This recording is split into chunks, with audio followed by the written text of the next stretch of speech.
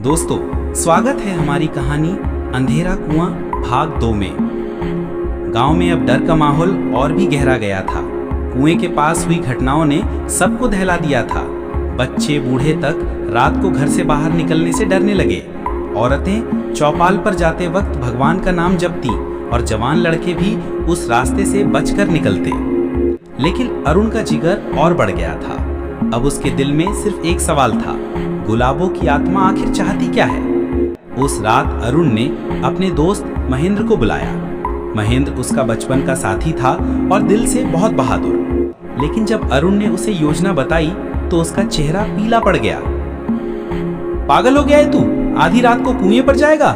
लोग कहते हैं वहां जिन रहते हैं। अरुण बोला, महेंद्र, अगर हम डरते रहे तो सच कभी सामने नहीं आएगा। मैंने उस औरत को देखा है, वो मदद मांग रही थी। काफी बहस के बाद महेंद्र ने हार मान ली। दोनों ने तय किया कि आधी रात को लालटेन और रस्सी लेकर कुएं के पास जाएंगे। रात गहरी थी, पूरा गांव सोया हुआ था। अरुण और महेंद्र चुपचाप कुएं की तरफ बढ़े। झिंगुरों की आवाज और दूर कहीं कुत्तों के भौंकने की गूंज ही सन्नाटे को तोड़ रही थी।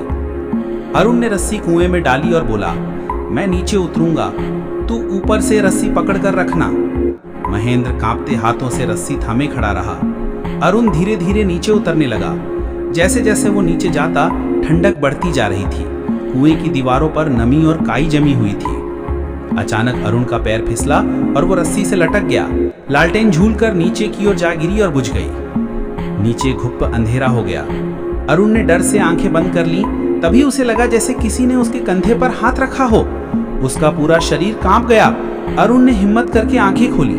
अंधेरे में एक हल्की नीली रोशनी चमकी। उसने देखा, सामने गुलाबो खड़ी थी।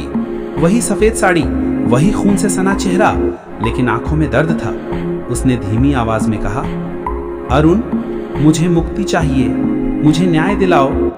अरुण कांपते हुए बोला, कैसा न्याय?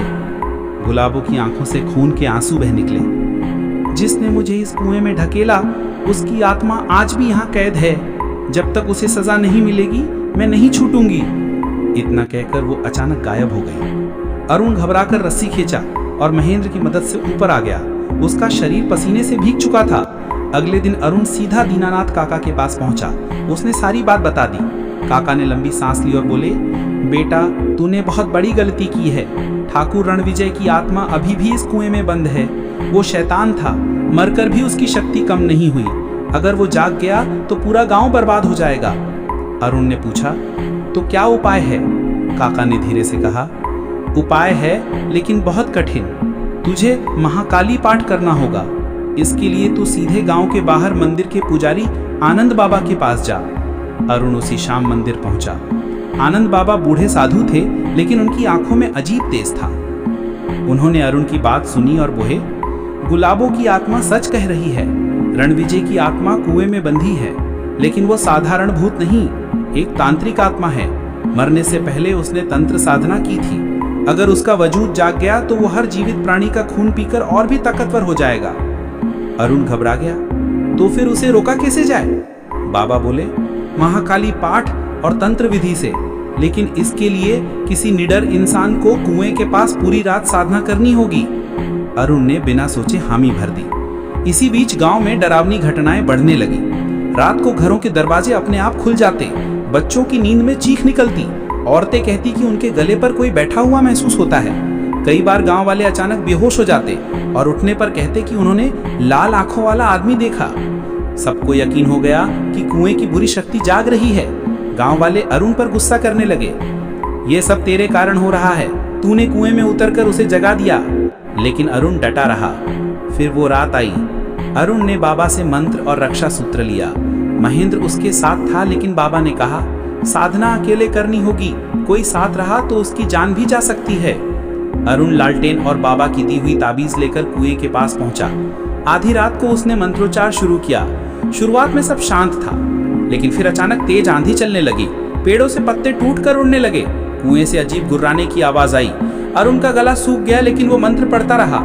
अचानक कुएं से लाल रोशनी निकली। पानी उबलने लगा और एक आकृति धीरे धीरे बाहर आने लगी। ठाकुर रणविजय की आत्मा। वो डरावनी शक्ल थी, काले कपड़े, खून से सना चेहरा और आंखें लाल अंगारे जैसी। वो गरजा, कौन है जो मुझे जगाने आया है? अरुण ने कांपते हुए मंत्र पढ़ना जारी रखा। ठाकुर हंस पड़ा, मंत्र पढ़कर तो मुझे रोक पाएगा? मैं रणविजय हूँ, जिसने मरते वक्त खुद को अमर करने का सौदा किया। तेरी हिम्मत कैसे हुई? उसकी आवाज से पूरा कुआं गूंज उठा। पास की मिट्टी फटने लगी। अरुण ने कांपते हाथों से ताबीज उसकी ओर उछाला। ताबीज लाल रोशनी छोड़ने लगी और आत्मा थोड़ी पीछे हट गई। लेकिन अगले ही पल उसने गुस्से से चीख मारी और हवा का झोंका अरुण को पीछे फेंक दिया। अरुण जमीन पर गिरा और उसके सिर से खून निकलने लगा। ठाकुर की आत्मा अब पूरी तरह जाग चुकी थी। गांव पर संकट मंडराने लगा था। अरुण जमीन पर पड़ा था और आत्मा उसकी ओर बढ़ रही थी।